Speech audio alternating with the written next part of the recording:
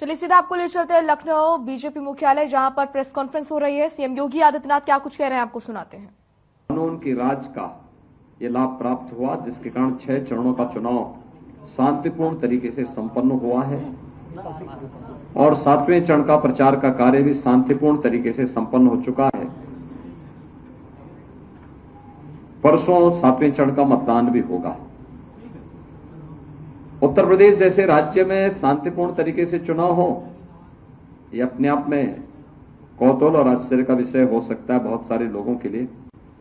लेकिन भारतीय जनता पार्टी की double engine सरकार ने इसे वास्तविक हकीकत में बदलने का काम भी किया है। 5 वर्ष की डबल इंजन सरकार की उपलब्धियों में से यह भी एक आता है। मित्रों, पूरे प्रचार के दौरान प्रदेश के अंदर सभी 75 जनपदों में हमें जाने का अवसर प्राप्त हुआ और पिछले 2 महीनों के दौरान मैं इस बात को कह सकता हूं कि Bharatiya Janata party double engine सरकार ने जो कहा सो करके दिखाया था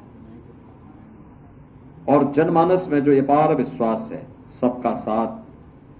सबका विकास, सबका विश्वास और सबके प्रयास का, वह विधानसभा चुनाव प्रचार के दौरान भी प्रतिफलित होता हुआ दिखाई दिया है।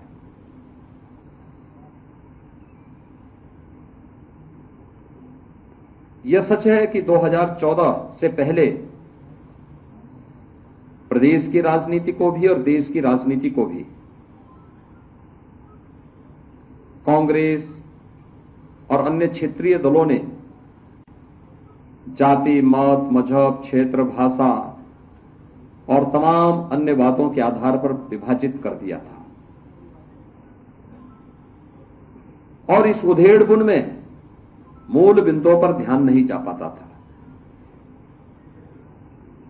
पहली बार देखने को मिला है जब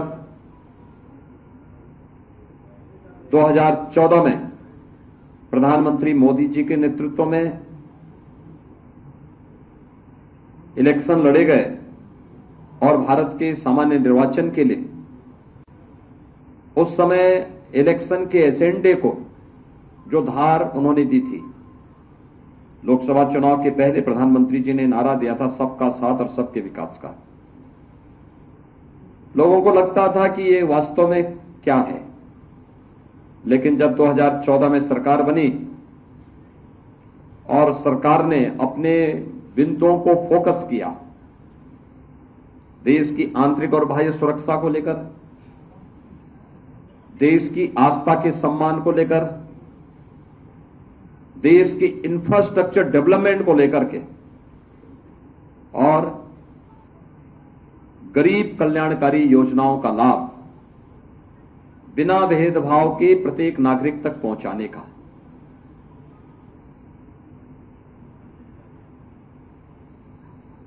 देश का एजेंडा बदला है मोदी जी ने। जो जाति, मत, मजहब, क्षेत्र, भाषा और परिवार तक सीमित था, वह प्रधानमंत्री मोदी जी ने गांव, गरीब, किसान, नौजवान, महिलाएं और समाज के उन सभी उपेक्षित, दबे कुचले तबकों तक पहुंचाने का काम किया जो आजादी के बाद शासन की योजनाओं से वंचित थे, जो विकास की प्रक्रिया में पिछड़ गए थे और जिन्हें सरकार के सहयोग और सहारे की आवश्यकता थी, उन सबको ये संबल देने का काम प्रधानमंत्री मोदी जी के नेतृत्व में हुआ। आज उसका परिणाम भी देखने को मिला। ये सच है, 2014 से 2017 के बीच, मार्च 17 के बीच प्रधानमंत्री मोदी जी के द्वारा प्रारंभ किए गए गरीब कल्याणकारी योजनाओं का और इंफ्रास्ट्रक्चर डेवलपमेंट के कार्यों को प्रदेश की तत्कालीन समाजवादी पार्टी की सरकार लागू करने में विफल रही, पूरी तरह विफल रही। लेकिन जब मार्च 2017 में भारतीय जनता पार्टी की सरकार प्रदेश में पदारूढ़ होती है, तो उस समय हम लोगों ने आकर के केंद्र सरकार की उन सभी योजनाओं को प्रदेश में लागू किया जो प्रदेश के 25 करोड़ लोगों के जीवन में व्यापक परिवर्तन का कारक बन सकती थी।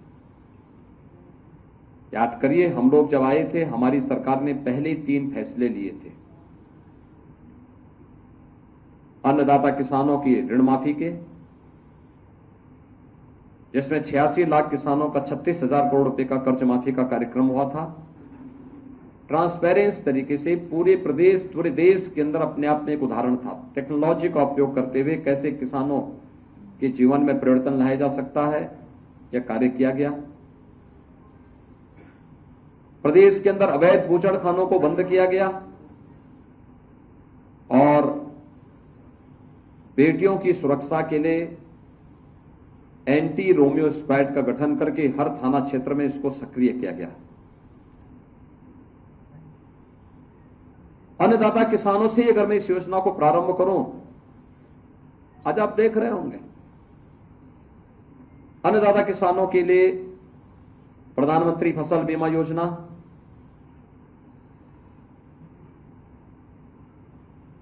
एमएसपी की घोषणा 1967 में हुई, लेकिन वास्तविक रूप से अन्नदाता किसानों को उनकी उपज का 1.5 गुना दाम मिल जाए, यह प्रधानमंत्री मोदी जी ने 2017-18 में लागू कराया। उत्तर प्रदेश में प्रोक्यूरमेंट की पॉलिसी भारतीय जनता पार्टी की डबल इंजन सरकार लेके आई। किसान की उपज को खरीदने के लिए कोई बिचौलिया नहीं होगा, कोई आड़ती नहीं होगा, किसान को उसकी उपज का दाम सीधे मिले, यह भी भारतीय जनता पार्टी की डबल इंजन सरकार ने किया। किसान को अपनी फसल को और कई फसल अपने खेत में उगा सके,